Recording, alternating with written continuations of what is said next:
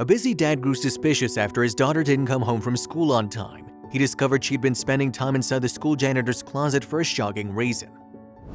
Clive was a single father to his 8-year-old daughter Stacy. His beloved wife Stella died from a terminal illness, and the loss devastated Clive and Stacy. After Stella's death, Clive buried himself at work. He believed he needed to work extra hard to pay the bills and provide Stacy with a good future. Likewise, Stacy also took her mom's death hard. She suddenly became silent and would barely talk whenever she was home. She would often retreat to her room and draw fish. One day, Clive saw her drawing an aquarium. "Are you fascinated by fish?" he asked his daughter. Thinking her dad was interested in them as well, she smiled and nodded her head. "I am, Dad. Do you think we could have an aquarium? I'd love to have some pet fish," she asked. Clive smiled and shook his head. "An aquarium? I don't think you're gonna take care of the fish anyway, you're too young," he said, shrugging off Stacy's request. The truth was, Clive didn't want any additional expenses around the house. He was already having a hard time paying the bills, and he still had to pay for Stacy's babysitter, whom he relied on heavily. "Fine," Stacy sighed. "Would you like to draw some fish with me instead, Dad?" Clive shook his head once more. "Sorry, sweetie, Dad's a bit tired from work. I'm gonna rest," he replied before heading to the bedroom. The following day, Stacy didn't come home from school on time. She would usually be home by 4 o'clock, but she was nowhere to be found that day. Her babysitter Linda grew worried.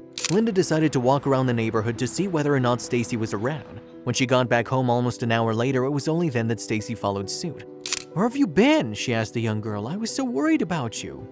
"Sorry, Linda. I had so much fun playing in school that I overlooked the time. Please don't tell Dad I was late. It's no big deal," Stacy pleaded. Linda agreed not to tell Clive for as long as Stacy didn't do it again. "I'm responsible for you, sweetie. I don't want anything bad to happen to you, so please don't do that again," she warned. Unfortunately, the following day, the same thing happened again. This time, Linda decided to tell Clive about it. "Sir, Stacy isn't home yet, and it's already 5 p.m. Do you want me to check the school grounds?" Clive told Linda to stay home in case Stacy came, but he left his office and went to the school himself. There he caught Mrs. James, Stacy's homeroom teacher. "Hi, ma'am. Sorry to interrupt your afternoon. I just wanted to ask if Stacy's been staying in school longer these past few days. Is anything wrong?" Mrs. James asked Clive to sit down so they could quickly chat. She revealed that Stacy had been voluntarily staying behind after class. "Stacy's not in any trouble. She isn't part of detention," she assured Clive. "However, she stays behind to spend some time with our school janitor, Mr. Peters. He's a middle-aged man and the two seem to get along well." Clive was taken aback by Mrs. James' calmness. "You mean to say you allow my daughter to be alone with a middle-aged man?" he asked. Mrs. James assured Clive that Mr. Peters was a good man who always spent time with the kids. He loves children and would often play with them after school. Besides, there are surveillance cameras around the school to ensure that all our pupils are always safe, she explained. After their quick chat, Clive was not convinced. The next day, he ambushed his daughter in school, barging inside the janitor's room. "Stacy," he said loudly. The young girl and Mr. Peters jumped at the sudden sound, but before Clive could say anything more, he realized he'd misjudged the situation significantly. What he saw inside the janitor's closet brought tears to his eyes. Stacy was sitting quietly observing the fish inside a beautifully designed aquarium. Next to her, Mr. Peters was reading her a book about fish. "Dad," Stacy said in surprise, "I'm sorry. I've been spending time with Mr. Peters because he's teaching me about fish. Watching his aquarium makes me feel calm and less alone," she admitted.